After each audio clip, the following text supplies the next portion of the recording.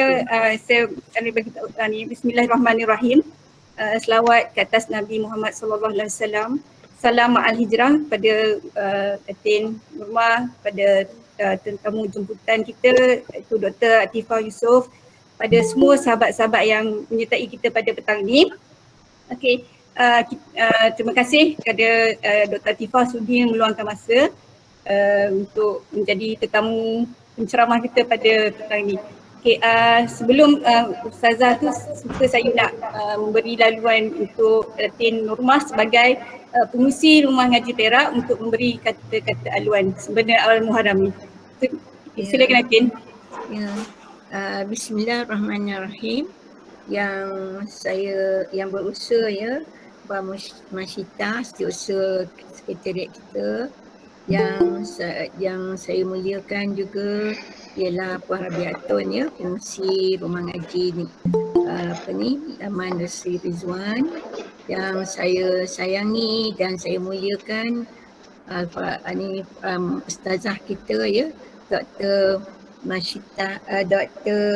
Afifah Yusof ya, iaitu seorang pensyarah dari UTP, dan semua sahabat-sahabat Al-Quran kita yang bersama pada petang ini.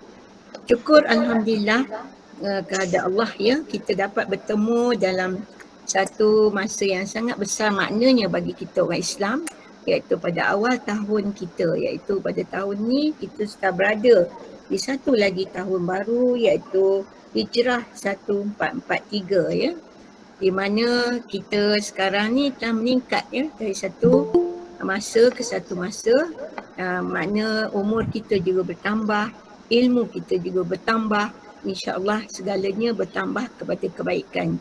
Jadi kesempatan ini bagi pihak rumah ngaji, saya ingin merakamkan ribuan terima kasih kepada Dr. Afifah ya, kerana telah meluangkan masa, dan saya mohon kepada sahabat-sahabat semua, fokuslah, dengarlah baik-baik ya apa yang disampaikan, dan jadikanlah ya panduan kita dalam kehidupan kita ya. Kita tidak mahu menuntut ilmu saja, dapat ilmu tapi kita tak praktikkan ya. Kita harap apa yang kita dapat walaupun sikit, kita gunakan dalam kehidupan kita. Inilah saya sentuhkan sikit ya, sebenarnya hijrah kita tahu ya, iaitu kita berpindah. Masa dulu maksudnya Nabi berpindah dari satu tempat, dari Mekah ke Madinah, tujuannya untuk mencari tempat yang lebih baik untuk beliau baginda mengembangkan agama Islam. Bagi kita umat Islamnya, iaitu umat Nabi Muhammad SAW, kita dah berada ke dalam zaman 2020 dah ya. Kita sebenarnya nak menjadi lebih baik daripada orang Islam yang lebih yang dahulu. Ya, penghijrahan kita bermaksud kita membawa banyak pengorbanan, banyak cara ya, dugaan sebenarnya dalam epidemik ni, COVID-19 ni, kita kena ada daya ketahanan yang kuat, kita kena buat sesuatu dan boleh membawa kepada kebaikan yang menunjukkan bahawa orang Islam itu penuh kesabaran, penuh yakin diri untuk menjadi lebih baik dari segi agamanya, tingkah lakunya, amal jariahnya, niat sucinya. Itu kalau ikut saya lah ya. Hari ni kita dah mula buku baru. Semalam kita membaca ya doa akhir tahun. Kita mula doa awal tahun. Jadi buku kita ni bersih.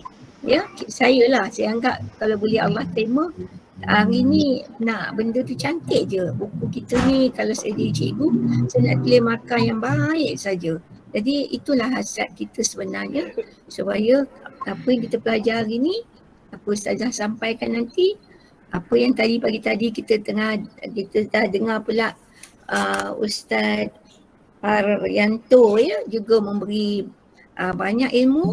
Kita jadikanlah panduan kita. Bukan hanya kita nak ingat gitu saja ya. Kita kena praktikkan dalam kehidupan kita, dalam keluarga kita, dengan jiran kita, dengan orang sekeliling kita, dalam negara kita. Kita jadilah rakyat yang sentiasa mencari benda yang positif. Bukan nak mencari salah saja, tapi cuba cari jalan. Bagaimana kita nak bagikan elok keadaan ya. Kita dengar orang macam ni, kita ambil yang baiknya saja. Ini satu cabaran sebenarnya masa zaman COVID. Ini pun kita tak boleh mengeluh kerana ininya datang dari Allah, ujian Allah pada kita. Kita tak boleh nak salahkan siapa pun sebenarnya. Salahkan Allah lagilah berdosa ya. Jadi saya harap hari ini dengan masa yang diberi oleh Ustazah untuk kita semua, ya, masanya sangat berharga, masa itu emas. Pukul 3 sampai pukul 4 ini kita timbullah sebanyak-banyak ilmu yang kita boleh dan kita manfaatkan dalam kehidupan kita, dalam keluarga kita, ya, dan dalam kemasyarakatan kita, insya-Allah. Jadi saya ucapkan selamat tahun baru kepada semua. Semoga tahun ini memberi segala yang kebaikan walaupun dalam cabaran yang begitu kuat, tapi insya-Allah kita orang Islam akan menjadi satu kekuatan untuk kita, ya. Jadi selamat kita menuntut ilmu. Semoga apa yang Ustazah sampaikan menjadi keberkatan kepada kita dan kehidupan kita. Terima kasih banyak Ustazah. Silakan ya. Terima kasih. Okay, terima kasih Datin atas kata-kata aluan di sempena Al-Muharram ni dengan penuh kata-kata nasihat. Datin memang tak pernah putus nasihat dan dia tu penggerak kita. Kalau apa-apa majlis ilmu dia kalau tak gerak memang kita tak bergerak. Dialah penggerak utama kita. Okey, tanpa membuang masa saya dengan ini menjemput penceramah kita iaitu pakar motivasi Dr. Atifah Yusof yang juga merupakan pensyarah di UTP, ya, Universiti Teknologi Petronas. Okey, dengan tajuk ceramah dia Sejarah dan Perjuangan Hijrah. Okey, dipersilakan. Terima kasih. Terima kasih Datin Norma sebagai pengerusi rumah ngaji Negeri Perak dan juga MC hari ini yang sangat bersemangat, Puan Masita, ya, dan Datin, hadirin, ibu-ibu, puan-puan yang ada hari ini, yang dalam kereta, yang dalam perjalanan, yang tengah rehat mungkin. Mudah-mudahan ya Allah terus membuka hati kita, memilih hati kita untuk kita memperbaharui hidup kita. Seperti kata Datin sebut tadi, buku baru dan insya-Allah nanti saya akan sharekan macam mana nanti ibrah, ya, pelajaran daripada daripada hijrah ni yang patut kita ambil, ya, dan kita kena sampaikan pada anak-anak kita. Ya, sejarah dan ibrah pelajaran hijrah ni terlalu banyak. Ya, saya hari ni saya nak kongsikan empat pelajaran daripada hijrah. Dan saya harap yang duduk, ya, boleh ambil pen, ya, boleh ambil kertas, boleh salin. Macam saya sebut ada terjemahan Quran boleh ambil supaya kita sama-sama lah, ya, dapat manfaat daripada pengajian kita hari ni, insya-Allah. Okey.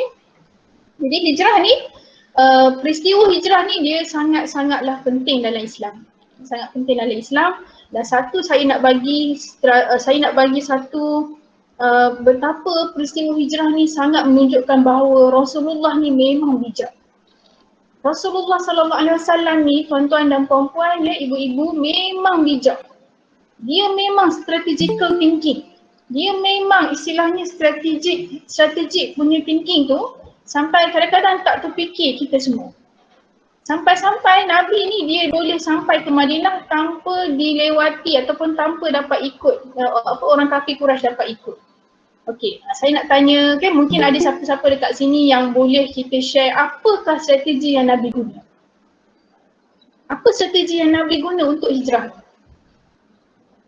Okey, boleh tak apa, kita santai je. Saya takut tengah hari ni kita mengantuk. Kita santai je. InsyaAllah saya yakin ramai dah orang yang share, kan, apa strategi Nabi yang untuk hijrah ni. Tak apa, kita kongsikan je. Okey, yang pertama apa? Nabi guna apa? Meminta Selina. Siapa tadi? Puan Hasna? Dia yakin dengan apa yang dia buat.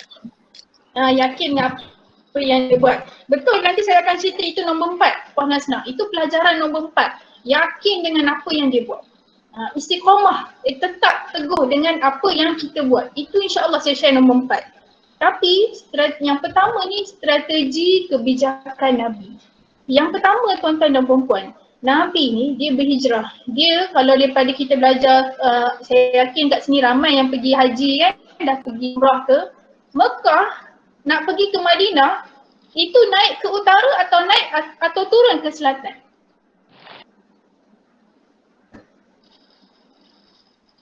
Kalau tengok peta. Ke utara ke? Ya betul. Dia Mekah, dia nak ke daripada Mekah nak ke Madinah, dia kena naik ke utara. Naik ke utara.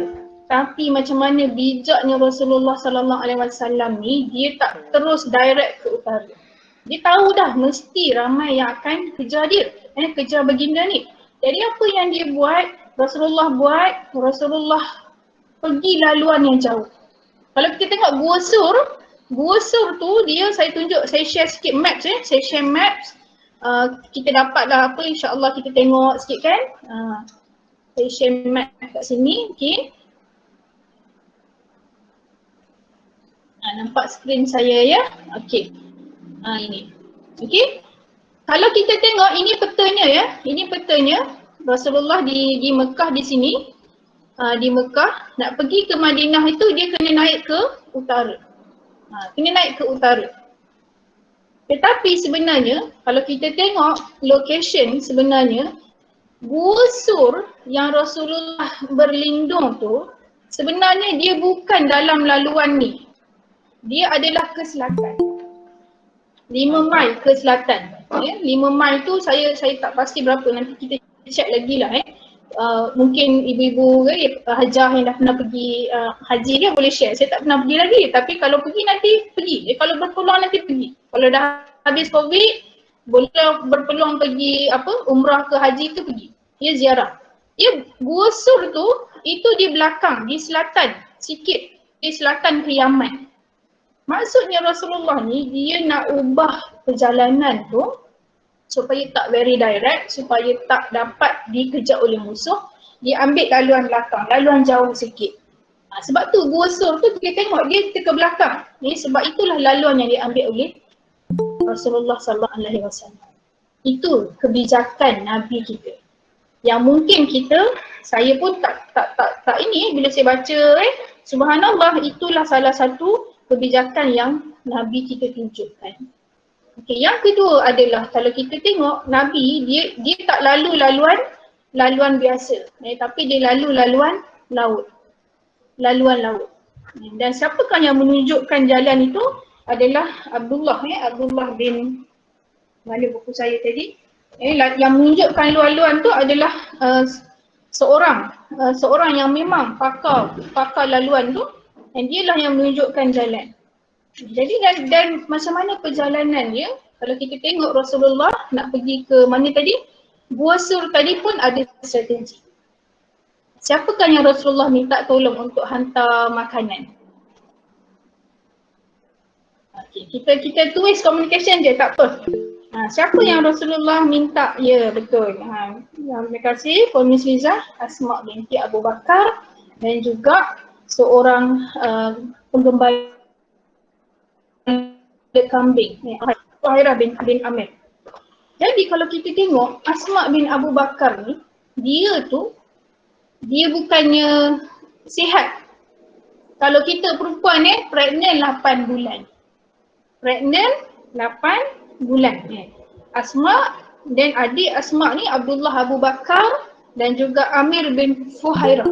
Inilah orang-orang yang berperanan membantu Nabi di Gua Sur. Tadi kita nampak dah Gua Sur tu agak ke belakang, agak ke selatan. Jadi Nabi dia memang ambil jalan jauh. Yang pertama. Yang kedua dia ambil jalan pantai. Yang ketiga, macam mana Nabi baginda menggunakan orang-orang yang tak terfikir oleh kafir Quraisy. Bayangkan Asma Abu Bakar itu mengandungnya 8 bulan. 8 bulan. Jadi tak mungkinlah orang 8 bulan ni nak ikut hijrah ataupun nak bantu Nabi. Nak panjat pula Gunung Sur tu kan, Bukit Sur. Siapa yang pernah pergi haji dan pernah pergi Gua Sur tu? Boleh share macam mana perjalanan naik bukit ataupun naik gunung tu? Boleh share? Hello, dengar tak? Line saya tak elok ke? Hello? Dengar tak saya. dengar Dengar. Oh ya, okey. Dengar jelas Ustaz. Perjalanan yang Dengar ya? Dengar. Pernah pergi siapa pergi Gua Sur kan, dia punya bukit tu memang saya baca lah, tapi hajah-hajah yang dah pergi boleh share dengan saya. Boleh share. Dan katanya memang bukit tu memang istilahnya memang memang cerun kan? Cerun. Kan? Ya. Memang tinggi, cerun. Ya. Kita ni Susah. kalau macam mana Susah nanti? Susah nak daki. Susah nak daki. Gua Sur tu. Jadi bayangkan yang naik tu adalah Asma binti Abu Bakar. Jadi bila Asma binti Abu Bakar ni yang bawa makanan, sebab tu kita tengok dalam hijrah ni semua kena berperanan. Yang berperanan di sini adalah golongan wanita. Golongan wanita bukan sahaja golongan wanita, tetapi ada juga tadi Abdullah Abu Bakar, anaknya Abu Bakar, dan juga Amir bin Fuhairah tadi, pengembala kambing. Jadi wanita punya peranan wanita ni tidak boleh dinafikan di mana-mana pun. Dan dalam hijrah pun peranan Asma binti Abu Bakar tu tidak dapat dinafikan. Kalau kita kan 7 bulan pregnant, 6 bulan pregnant, rasanya tak larat dah. Nak jalan-jalan, jangankan jalan bergunung, jangankan jalan mendaki, jalan mendata, jalan kaki saja kadang-kadang tak larat dah ya. Kita naik motor ke naik kereta ke. Tapi tu dia subhanallah, kebijakan Nabi. Nabi tu begitu bijak. Sehingga yang diikut tu, laluan yang diikut tadi tu, Amir bin Fuhairah tadi yang bawa kambing tadi, dia akan menutupi tapak kaki Asma dan juga Abdullah tadi. Kambing-kambing yang ikut tu, dia akan menutupi tapak kaki Asma binti Abu Bakar dan juga Abdullah tadi. Maka orang kafir tak jumpa tapak kaki, tak jumpa jejak. Sebab itulah yang Nabi buat. Dan bila pula orang kafir Quraisy jumpa Asma, tak mungkinlah dia ni akan naik gunung ke, ini tak mungkin. Jadi memang terkabur. Mereka nak jumpa Nabi tu memang terkubur. Terkubur hasrat mereka untuk jumpa Nabi. Jadi apa yang kita boleh ambil dekat situ adalah Islam ni subhanallah sangat mementingkan strategi. Sangat mementingkan keilmuan. Kita kena pesan pada anak-anak kita bahawa Islam sangat mementingkan ilmu dan sangat juga mementingkan strategi. Pesan pada anak-anak kita belajar tinggi-tinggi. Untuk menaikkan nama Islam. Hari ni yang naik tu adalah kafir. Hari tu Elon Musk. Elon Musk nak pergi ke Marikh. Baru ni Jeff Bezos dah sampai ke Marikh. Tengok apa orang komen. Kau pergilah Jeff Bezos, jangan balik dah ke muka bumi ni. Kan? Jeff Bezos ni, billionaire ni, dia kisah apa? Dia ada duit. Dia nak pergi Marikh ke, dia nak pergi Mustari ke, kita komen macam-macam pun dia tak kisah. Jadi kita ni sebagai umat Islam nak kena dorong lagi anak kita buat kajian, buat research, belajar, menuntut ilmu supaya apa kita dapat menaikkan nama Islam. Sejatinya Islam itu memang bijak. Sejatinya Rasulullah tu dan para sahabat memang bijak. Apatah lagi diletakkan, strategi seterusnya diletakkan Ali bin Abi Talib menggantikan tempatnya. Saya yakin itu kita dah biasa dengar dah. Itu antara strategi-strategi kebijakan yang Nabi buat. Yang kedua adalah yang tadi strategi, yang kedua semua memainkan peranan. Jadi macam Dati sebut tadi, kita hari ni yang datang hari ni, kita nak kena memainkan peranan sebagai ibu di rumah dan juga atuk, sebagai nenek kepada cucu-cucu kita. Mungkin cikgu kepada anak murid kita. Mungkin apa pun sahajalah, kita kena mainkan peranan diri kita. Terhadap diri kita, keluarga kita dan anak-anak kita perlu berperanan. Kita lihat di sini Asma Abu Bakar dan juga Abdullah ni, adik abangnya tadi tu yang berperanan membantu ayahnya.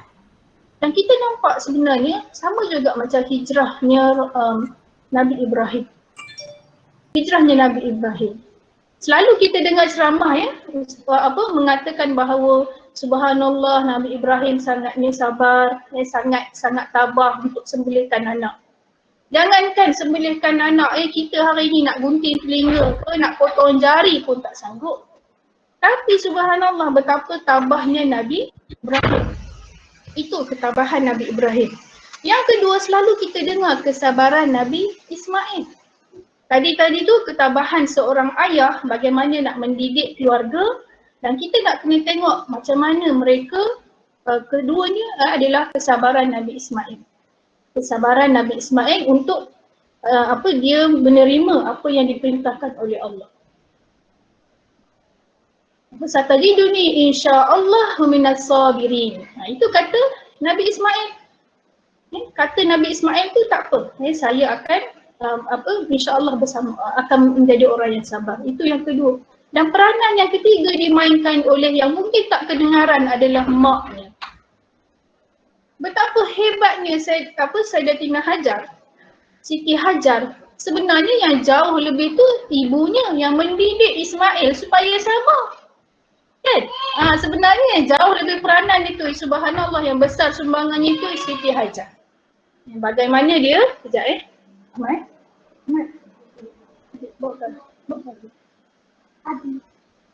Okey, bagaimana Siti Hajar dia sangat berperanan mendidik Ismail sampailah Ismail tu jadi sehebat macam tu.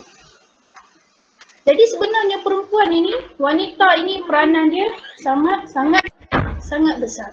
Dia sangat besar. Mungkin bagaimana kita lihat Nabi Ibrahim ni hijrahnya daripada Siti Hajar ni hijrahnya daripada Palestin ke Mekah. Perjalanannya kalau kita tak tengok, saya share lagi lah perjalanannya. Saya suka tengok maps sebab saya bila saya baca sirah kan, saya rasa dekat aja. Tengok map, ya Allah, jauhnya, subhanallah. Itulah perjalanan, perjuangan Nabi kita, Nabi Ibrahim untuk berhijrah, menegakkan Islam.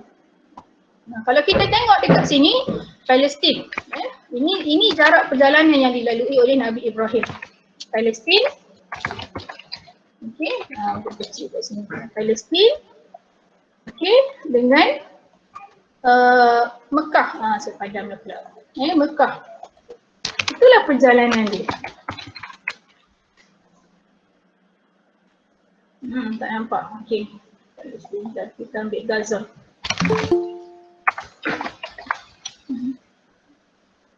Okey, tak jumpa. Okey, tak jumpa Gaza ni mungkin tak ada. Okey, ada kat sini. Sini Gaza ke? Saya ambil ini sikit lah Tak ada dekat sini ni. Kita cari West Bank kalau ada, West Bank.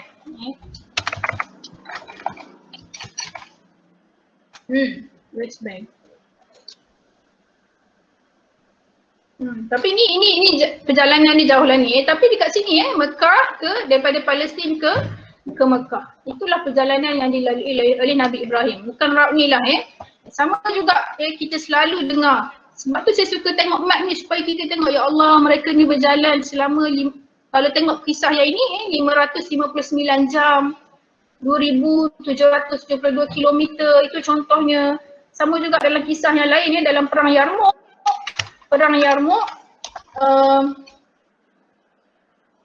Khalid membantu Abu Ubaidah Al-Jarrah itu, dia daripada Iraq. Pergi bantu Abu Ubaidah Jarrah tu di Syria.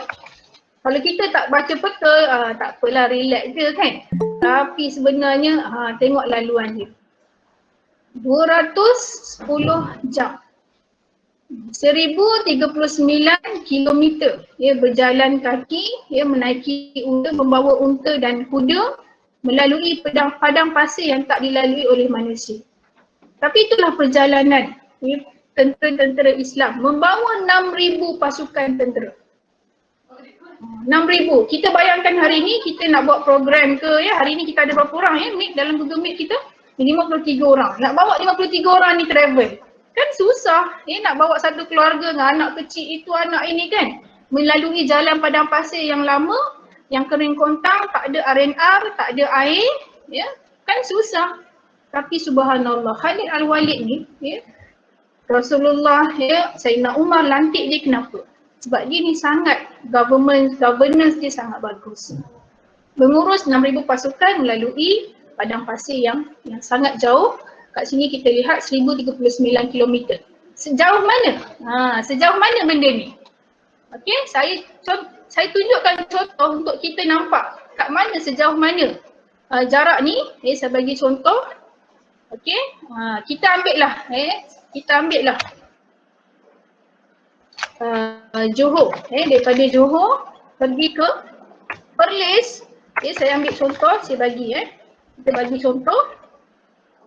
Ini Johor ke Perlis saja hanyalah 840 km.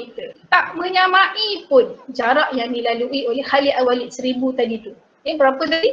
1039 km. Jadi bayangkan kita daripada Johor jalan kaki.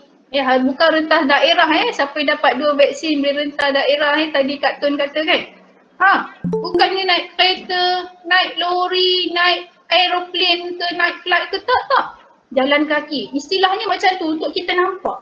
Daripada Johor nak ke Perlis tak sampai lagi. Saya rasa kita tambah add destination somewhere around. Kita ambil, saya rasa saya buat hari tu saya try dekat Krabi, Thailand. Menyamai, hampir menyamai walaupun belum sampai lagi. Dah lebih sampai. Dah, okey. Hampir. Itulah dia. Perjalanan kita nak bayang macam mana Khalid Al-Walid lalu berjalan selama 5 hari perjalanan mereka daripada Iraq nak ke Syria. Bukan rentas daerah, bukan rentas negeri tetapi rentas negara. Bukan naik flight tapi berjalan kaki, bukan ada R&R tapi merentas padang pasir. Itulah perjalanan yang mereka lalui. Dan dikisahkan oleh Ibnu Katsir dalam kitabnya Al-Bidayah wa Nihayah. Sebenarnya bagaimana Khalid Al-Walid ni sebab mereka di padang pasir, tak ada air sampai-sampai, tak ada makanan. Apa yang mereka buat? Mereka sembelih unta yang dibawa. Sembelih unta yang dibawa untuk hanya mendapatkan air dalam tempat unta tu. Dan unta kan ada air, ada tempat isi air kan, tempat simpanan air tu. Sembelih unta tu untuk mendapatkan air, simpanan air yang ada dalam tu. Subhanallah, itulah kita lihat bagaimana perjuangan, pengorbanan para sahabat untuk memenangkan Islam. Ketika itu mereka sedang berlawan dengan tentera Rom. Sampai-sampai di Damaskus tadi, mereka melihat tentera Abu Ubaidah Al-Jarrah ni sedang berperang.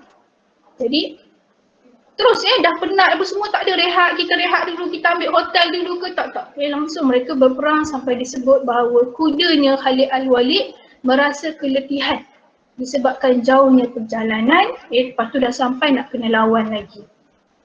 Subhanallah, bila saya baca sirah, bila kita baca tengok kita, ya Allah, kadang-kadang itulah dia kan, kita nak jalan kaki nak pergi kedai pun tak sanggup kan, panas-panas macam ni tapi subhanallah itulah yang dilalui oleh Rasulullah dan para sahabat.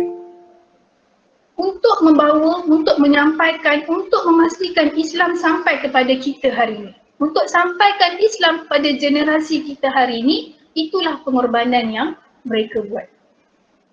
Jadi begitu juga Asma binti Abu Bakar tadi, berbalik kepada sirah perjalanan hijrah Rasulullah SAW, kita nak kena pastikan semua generasi, anak-anak kita, suami atau isteri kita, ataupun cucu kita dan sebagainya berperanan dalam menegakkan Islam.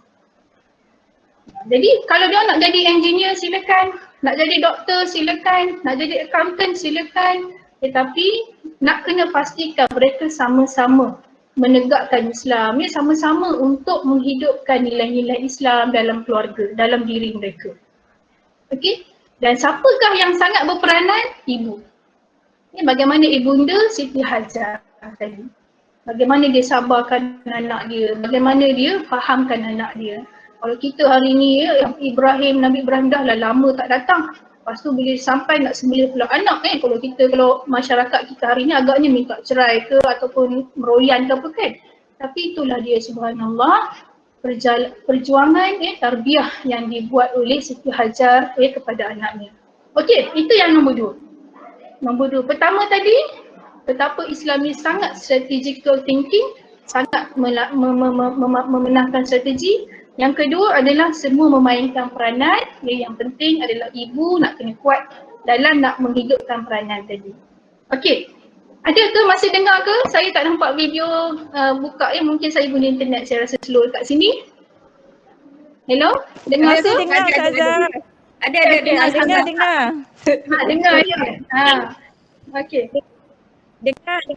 Alhamdulillah Kak Tu dengar dalam Tengah Twitter. asyik Ustazah, dengar. Tengah asyik. Tu. Okey. Alhamdulillah saya tak dengar suara tu kan sebab saya biasa buat kelas, lecture saya online kelas. Budak-budak ni, budak-budak lah saya sebut ni kan, student-student ni kan ada orang diam aja kan. Entah dengar, entah tidak. Tak nampak videonya. Kan? Cik Bida ada kan? Kak Musliza ada. Alhamdulillah saya nampak lah ni video Kak Masita ada. Alhamdulillah. Ustazah. Ya? Khusyuk dengar Ustazah. Kita punya pengurusi rumah ngaji Perak pada Kak Lily. Kak Lily buka video Kak Lily. Saya tak nampak je Kak Lily ada. Ada Kak Lily ada tu. Kak Lily ada. Ada Alhamdulillah. dengar Dengar sangat ya. kan. Alhamdulillah. Ya, saya Ustazah, yakin kalau dengar. kita ni Sebab insyaAllah. sangat asyik mendengar dia. Ustazah dah ni pasal kita diam dengar, Ustazah tak tahu kita dengar ke tak dengar ke Ustazah? Sebabnya kalau budak-budak ni, budak-budak muda, dia bertidur. Dia bertidur kalau budak-budak muda ni. Tapi saya yakin orang tu kita ni insyaAllah. Ya, kita dengar ya. Okay. Jadi itulah dia nak kena sampaikan pada anak-anak kita. Nabi, para sahabat berlapar, berdahaga, ya, menginfakkan harta sampai mereka tu mengorbankan ya, segala-galanya untuk Islam sampai pada anak-anak kita, generasi kita hari ini. Jadi anak-anak kita, generasi kita nak kena hargai Islam yang kita ada hari ini. Jangan mudah-mudah kita mengkufuri nikmat iman dan nikmat Islam yang ada hari ini. Sebab menjauhi Al-Quran, main game, tengok K-pop, itu generasi. Saya nak kena duduk dalam kereta. Kata nanti kita dengar recording ni kalau sempat kalau dapat. Tapi itu dia nak kena pesan pada generasi muda, ya, mereka telah melalui jalan-jalan yang sukar, melalui pengorbanan harta, berlapar, berdahaga. Jadi nak kena hargai tu dia, jangan nak kena tengok K-pop, Ustazah kalau main. buka speaker nanti jadi pusing. Mute, boleh mute. Sebab mute. kita tak nak buka speaker nanti bising. Ya betul. Masa saya cakap ni lah, saya mute lah. Bila saya tanya nanti boleh ambil. Dengar. Okay. Ya, Alhamdulillah. Ya, Alhamdulillah. Okey, itu kisahnya nombor 2. Pelajaran nombor 2. Kita nak kena pesan pada anak-anak kita, generasi baru kita. Yang ketiga adalah pengorbanan harta. Pengorbanan lah, dia bukan harta saja, pengorbanan. Kalau kita tengok Nabi Ibrahim tadi, pengorbanannya perasaan. Pengorbanan perasaan. Anaknya Ismail, pengorbanan perasaan. Siti Hajar, pengorbanannya perasaan. Nak kena sembelih anak ni. Macam-macam yang harus kita korbankan. Sebab kata Datin tadi, memang anak hijrah ni banyak yang perlu kita korbankan. Pengorbanan perasaan, rasa letih, rasa takut, rasa sedih dan sebagainya. Dan kita lihat bagaimana kisahnya. Saya bacakan sikit hari ini kisahnya Syu'aib Ar-Rumi. Syu'aib Ar-Rumi tentang pengorbanan harta. Siapakah Syu'aib Ar-Rumi ni? Dia adalah sahabat Nabi yang bersama-sama berhijrah. Bersama-sama hijrah dengan umat Islam. Dan mereka kan hijrah dulu. Kemudian yang terkemudian adalah Nabi berhijrah kemudian lewat sikit dengan Abu Bakar. Sekarang trending Syuib Ustazah. Siapa? Trending sekarang Syuib. Tu. Mudah-mudahan mencontohi Syu'aib bin Sinan Ar-Rumi ni. Syu'aib Ar-Rumi ni siapa? Dia adalah orang miskin. Orang miskin datang dari Rom. Dia sampai ke Madinah, dia sampai ke Mekah and then dia masuk Islam. Miskin. Tetapi sebab berkatnya dia jumpa Nabi, akhirnya dia menjadi kaya raya. Sampai ketika mana dia nak hijrah ke Madinah tu, bayangkan dia bawa 10 ekor unta dengan barang-barang dia. 10 ekor unta. Maksudnya memang kaya lah. Memang banyak harta lah. Masa nak hijrah ke Madinah tu. Kemudian di pertengahan jalan dia diblok oleh kafir Quraisy. Apa dia tanya, mau ke mana kamu Syu'aib? Kamu dulu tu miskin melarat aja. Kamu nak tinggalkan ke? Macam ni je ke kamu nak keluar? Kemudian kamu miskin melarat, sebenarnya hartamu bertambah. Kamu nak keluar begitu aja. Tanya kaum Quraisy, dia nak pujuk Syuaib jangan pergi hijrah. Jangan pergi hijrah. Lepas tu apa kata Syuaib? Lalu apa yang kalian inginkan? Syuaib bertanya balik. Dia bertanya semula. Apa kata kafir Quraisy ni? Okey Syuaib, kalau kamu nak hijrah, tinggalkan seluruh harta kamu. 10 ekor unta tadi tu tinggalkan. Sebab apa? Sebab dia tahu mereka kenapa dia buat macam tu? Kenapa Syuaib tanya balik? Kalau aku meninggalkan harta ni untuk kalian, kalian akan benarkan aku hijrah ke? Bila orang Quraisy kata ya. Sebab apa? Sebab kenapa dia kata ya? Sebab dia tahu insya-Allah nanti kan Syuaib Ar-Rumi mesti sayangkan harta. Mesti takkan pergi berhijrah. Tapi dia silap.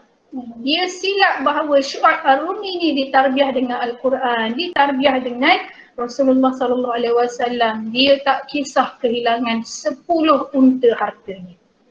Sebab nak pergi bersama-sama berhijrah untuk menyelamatkan iman. Hilang. Jadi dia kata, namun dugaan mereka meleset, Syuaib mengatakan apa? Terkejut kafir Quraisy ni, apa Syuaib kata? Ambillah seluruh hartaku. Ambil, dia kata. Jadi dia kata apa? Ambillah seluruh hartaku, aku akan pergi sehelai sepinggang. Jadi itu dia, subhanallah, tuan-tuan dan puan-puan. Ahmad. Ya. Tuan-tuan dan puan-puan. Okey. Bagaimana kita lihat apa tadi? Syuaib Ar-Rumi tadi. Sebab nak menjaga iman, nak mentarbiah iman, harta tu tak masuk ke dalam hati. Kalaupun terpaksa hilang harta sebab nak jaga iman, subhanallah, dia tak istilahnya tak apa. Hilang harta, yang penting imannya ada. Sebab tu Rasulullah pun pesan pada kita, yang penting adalah kaya jiwa, bukannya kaya harta. Dan kita lihat Syuaib Ar-Rumi ni dia kaya jiwa. Walaupun harta dia banyak, tetapi harta itu tak masuk ke dalam hati. Dia hanya di tangan. Dan kita pun begitu juga tuan-tuan dan puan-puan. Sebanyak mana pun harta kita di dunia, kekayaan sebesar apapun, jangan masuk ke hati. Kalau sampai terpaksa kita korbankan harta untuk sebenarnya memenangkan Islam, jadikanlah Syuaib Ar-Rumi ini sebagai contoh. Jangan kita berkira harta sampai kita mengorbankan iman. Jangan kita sayangkan harta sampai tak sanggup pergi berhijrah sebab terpaksa hilang harta tadi. Dan kita tengok juga, saya bagi contoh kisahnya pemuda Al-Kahfi. Pemuda Al-Kahfi ni dia bukan anak orang kampung. Dia bukan anak orang petani. Dia bukan anak nelayan. Mereka ni adalah anak-anak bangsawan. Pemuda Al-Kahfi ni anak-anak bangsawan. Tetapi bagaimana mereka tu mementingkan keimanan. Sampai-sampai harta yang mereka ada tu tak masuk ke dalam hati. Kalau terpaksa hilang harta tu, mereka sanggup, mereka redha. Kehilangan harta sebab nak menjaga iman ketika mana pemimpin yang zalim ketika tu. Jadi ini yang kita nak kena tarbiah anak-anak kita, terutamanya diri kita, terutamanya suami kita, keluarga kita lah. Nak kena tarbiah supaya kita jangan jadi hamba kepada harta. Jangan jadi hamba kepada dunia. Dan yang kita kena jaga tu adalah, kalaupun kita ada harta dan kekayaan tadi, kita perlu sanggup untuk menginfakkan di jalan Allah bagaimana para sahabat tadi. Untuk memenangkan Islam. Untuk memenangkan Islam. Begitu juga kalau kita cek lagi Abu Bakar, bagaimana dia menyediakan ketika mana Nabi, dia ajak Nabi berhijrah, Nabi kata tunggu dulu. Dan kemudian mereka setuju, Abu Bakar ni dah siap-siap dah. Dia dah siap-siap dah dengan 2 unta, dua kenderaan, makan, minum. Dia siap dah bekalan-bekalan makanan. Sampai-sampai yang kisah Asma' ni tadi tu, kan sebab dia pregnant kan, dia disebut Zatun Nitaqain. Perempuan yang mempunyai kain di pinggangnya. Kenapa? Sebab ialah pregnant kan. Jadi dia nak ikat kain dia tu, supaya tak ni sangat dan boleh boleh bawa bekal makanan. Jadi para sahabat ni mereka bukan sekadar infak perasaan. Bukan sekadar infak harta, bukan sekadar infak anak, tetapi juga menginfakkan diri mereka di jalan Allah. Menginfakkan diri. Maksudnya macam mana? Bagaimana Ali bin Abi Talib kalaupun sanggup kehilangan nyawa tapi untuk membenarkan Islam. Bagaimana para sahabat yang lain? Itulah pengorbanan yang mereka lakukan supaya Islam sampai kepada kita hari ini. Ya, ada ibu-ibu, tuan-tuan dan puan-puan sekalian pada generasi baru kita. Jadi itu satu kisah Syu'aib Ar-Rumi. Banyak lagi kisah sebenarnya. Banyak lagi kisah dalam hijrah ni. Tapi saya sebut tadi, saya nak ambil 4 kisah je. Banyak lagi kisah ya. Yang kisah keempat adalah kisahnya tadi Puan Hasnah ada sebut yakin dengan apa yang kita buat. Rasulullah baginda pergi berhijrah bukan sebab melarikan diri. Kafir Quraisy ataupun orientalis mengatakan Nabi tu penakut. Sebab tu dia larikan diri. Sebenarnya Nabi bukan melarikan diri, Nabi pergi istilahnya Nabi bukan ni tapi sebab perintah Allah. Perintah Allah. Jadi kita kalau terpaksa berkorban, terpaksa hilang harta, terpaksa hilang nyawa, terpaksa hilang nama dan sebagainya untuk agama Allah, jangan menyesal. Jangan takut, jangan sedih, jangan menyesal. Ketika mana Abu Bakar di dalam gua, digigitnya kalajengking, digigit haiwan berbisa tu, apa kata Rasulullah sallallahu alaihi wasallam kepada Abu Bakar?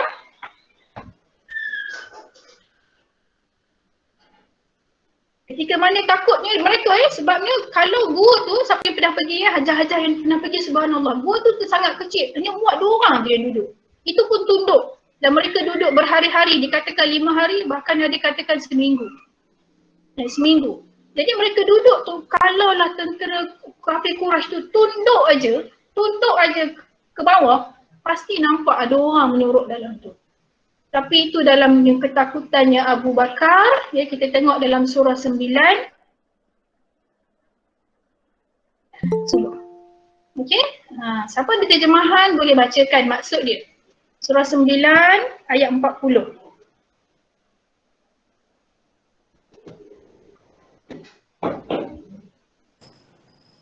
Acu, tolong Acu.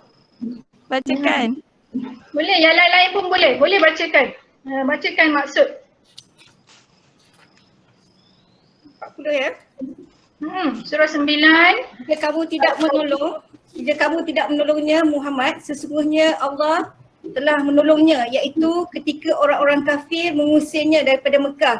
Sedangkan dia salah seorang daripada 2 orang ketika kedua-duanya berada dalam gua.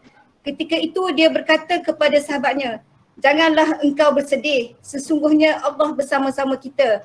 Maka Allah menurunkan ketenangan kepadanya Muhammad, iaitu Nabi Muhammad, dan membantu dengan bala tentera, malaikat-malaikat yang tidak dapat dilihat olehmu, dan dia menjadikan seruan orang-orang kafir itu rendah, dan firman Allah itulah yang tinggi. Allah Maha Perkasa lagi Maha Bijaksana. Jadi itunya pesan, ketika merasa takut, ketika merasa gusar, ketika taat melaksanakan perintah Allah, pasti ada cabarannya. Bila melalui cabaran tadi rasa takut, gusar, kadang-kadang menyesal, kenapalah aku lalu jalan ni, kenapa aku taat macam tu kan. Jadi apa Nabi pesan, la tahzan innallaha ma'ana. Jangan takut, Allah bersama kita. Dan Nabi pun hadis yang lain menyebut, tidakkah kamu gembira bahawa yang selepas kedua ada yang ketiga, iaitu Allah. Jadi Allah menghantarkan malaikat yang tidak terlihat. Istilahnya disebutkan adanya burung merpati yang bertelur, adanya sarang labah-labah, labah-labah yang buat sarang. Itu semua tentera-tentera yang Allah hantar. Sebab apa? Sebab konsisten, istiqamah dalam ketaatan kepada Allah. Sama juga ketika mereka berjalan di padang pasir tadi, di laluan pantai tadi, mereka diekori oleh seorang musuh yang namanya Suraqah bin Malik. Mereka diikuti oleh Suraqah bin Malik ni, dia naik unta. Berkali-kali unta dia ni istilahnya terbenam ke padang pasir. Memang Allah sengaja. Itulah mukjizat Nabi. Sampai-sampai nak dekat dia tu, Abu Bakar ni dia takut tau. Dia ada agak takut, dia pandang ke belakang, sekejap-kejap dia pandang ke belakang. Tapi Nabi sikit pun tak pandang ke belakang. Nabi sikit pun tak pandang ke belakang. Kenapa? Nabi sentiasa zikir, Nabi terus menerus berzikir, berdoa kepada Allah atas arahan Allah, perintah Allah berhijrah. Kemudian ada banyak cabaran, rasa takut dan diikut dan sebagainya. Nabi tak pernah menyesal. Nabi kata sebab Allah dah perintahkan ini, maka insya-Allah Allah akan menolong. Allah akan membantu. Sebab itulah kuda dia surah Khabil Malik ni asyik-asyik terjatuh. Asyik-asyik terbenam dalam padang pasir. Itulah bahawa kita ni bila kita berpegang pada agama Allah, jangan kita rasa semua je jalan ni. Semua je, semua tak ada masalah. Akan ada masalah. Tapi bila kita konsisten pada agama Allah, insya-Allah Allah akan menghantarkan bantuan. Allah akan menghantarkan pertolongan, Allah akan memberi kita keyakinan. Bila kita impak harta contohnya, jangan kita rasa dia harta akan berkurang. Bahkan Allah akan tambah dengan rezeki yang tak terlihat. Ketenangan, kebahagiaan, dan ketenangan jiwa lah. Okey? Jadi insya-Allah saya rasa itu 4 minit berbaki mungkin kita buka pada soalan ataupun ulasan daripada ibu-ibu tuan-tuan sekalian. Okey? Itu saja. Wallahualam 4 kisah. Banyak lagi kisah insya-Allah yang kita ambil pelajaran dan kita apply dalam kehidupan. Okey? Okey, terima kasih Ustazah Dr. Atifah atas ceramah yang begitu memberi kita ilmu. Bila kita dengar baru kita kebanyakan kita dah dengar, tapi bila kita akan lupa, bila kita dengar balik baru kita imbau balik apa yang Ustazah cakap tu, dan mungkin untuk kita jadikan implikasi kepada dalam hidup kita. Okay, mungkin saya buka ruangan untuk bertanya kepada sahabat-sahabat yang menyertai kita hari ni. Ada yang nak bertanya pada Ustazah? Mungkin ataupun nak komen ataupun nak share cerita ke? Ustazah, Kak Tun nak share apa ni yang mengejar Nabi tu, dia kan dah siap dengan panah dia kan Ustazah? Ustazah ni tak? Dia dah siap dengan panah dia. Surah Kahf tu dia dah siap dengan panah dia, dia nak panah Nabi lah. Tapi Kak Tun dengan cerita lah, dia punya panah tu kan diterbalikkannya supaya tidak nampak. Kalau nampak nanti orang tahu dia ada di situlah mengejar Nabi. Betul ke Ustazah? Ustazah ada dengar tak cerita tu? Saya tak terbaca lagi. Saya tak mungkin baca, mungkin tak jumpa, mungkin saya nak cepat tadi itu. Mungkin ada. Okay. Ya, dia dah siap dengan panah dia. Panah dia kan dia terbalikkannya. Dia punya mata tu kan bercahaya kalau kena cahaya dia kata. Jadi kan dia terbalikkan supaya tak nampak panah tu. Dia memang niat dia memang nak panah Nabi lah, nak bunuh Nabi lah. Okey, terima kasih Kak Tun. Share ilmu lagi. Assalamualaikum. Saya pun suka nak share kan. Asma tadi dia gunakan pakaian dia, dicaritkan pakaian dia sebenarnya dia buat 2 tali, satu ikat makanan, ya, satu betul, Kak Asna. ikat air. Ikat air. Jadi sampai yang Nabi gelar dia apa benda tadi tu. Sebenarnya diikat makanan dan air. Ikat pinggang dia. Betul-betul. Yang memiliki kain tali pinggang di perutnya tu. Ya, digelar nama kan wanita yang ada kain macam mana tah dia punya nama? Apa nama Ustazah untuk Asma tu? Kita sebut tadi Zatun Nitaqain. Ya. Wanita yang mempunyai dua kain di pinggangnya. Ustazah ada pertanyaan. Ada pertanyaan ni. Ustazah mengajar kos apa di UTP Sri Iskandar? Saya mengajar Islamic Studies, Tamadun Islam, Tamadun Islam, Tamadun Asia, hubungan etnik. Kita memang selalu jemput Ustazah untuk bagi kita motivasi. Lebih-lebih lagi topik yang berkaitan wanita. Saya dengan rumah mengaji ni alhamdulillah agak selalu dah wanita perhatian dah agak selalu dah alhamdulillah. Berkenalan sungguh lah dengan Puan kakak tadi, Kak Musliza. Okey, mungkin saya rasa itu sahaja kot. Kita pun dah sampai pukul 4 yang mungkin ada kata penutup daripada Kak Masita, mungkin Datin Norma mungkin. Datin nak bercakap untuk penutup Datin? Datin tak buka mic Datin? Datin buka mic Datin? Ya. Apa ni, saya rasa banyak dah ilmu yang kita dapat. Kita ucap terima kasih tentang perjalanan Nabi berhijrah dari Mekah ke Madinah dan kepayahan dan berbagai-bagai dugaan.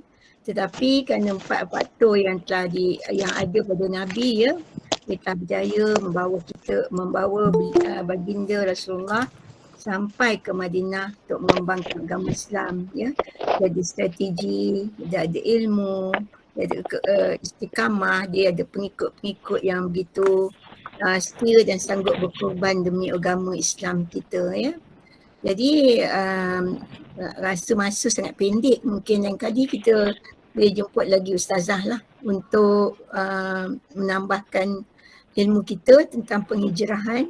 Saya rasa banyak lagi perkara yang ustazah boleh sentuh tapi kerana masa sangat pendek, insyaAllah lah ustazah kalau kita Puan Masyidah rajin dengan Tun, kita boleh buat minggu depan lagi. Kita isikan satu bulan Muharram ni dengan pengisian penghijrahan.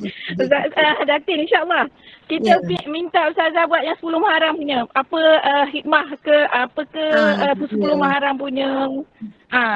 Kan Ustazah, 10 Muharram tu kan banyak dia punya, kita disuruh kita berpuasa, ada buat bubur Asyura tu, betul ke? Macam tu lah. Ya, ada boleh Ustazah? Yang kita Boleh.